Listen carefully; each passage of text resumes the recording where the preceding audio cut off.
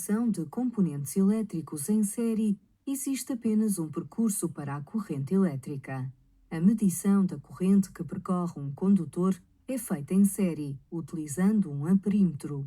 A medição da corrente nas diferentes parcelas do circuito permite verificar que a corrente é igual nos vários componentes.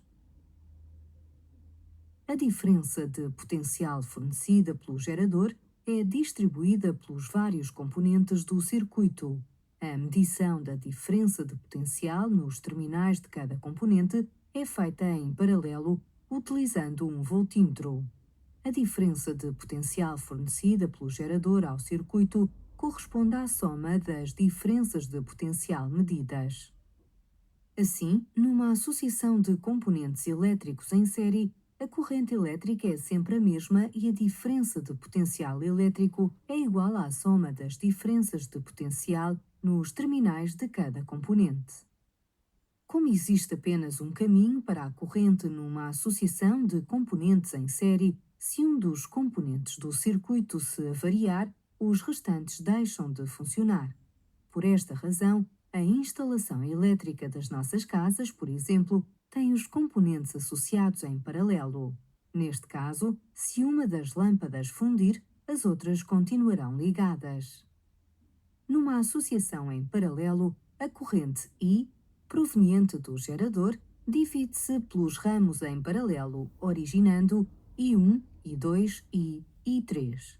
Quando estes ramos se juntam, a corrente do circuito volta a ser I, pois o número total de eletrões em circulação não varia. Neste tipo de associação, como os terminais dos componentes do circuito são comuns, a diferença de potencial fornecida a cada um deles é sempre a mesma. Assim, numa associação de componentes elétricos em paralelo, a corrente elétrica proveniente do gerador divide-se. A do ramo principal do circuito é igual à soma das correntes dos vários ramos.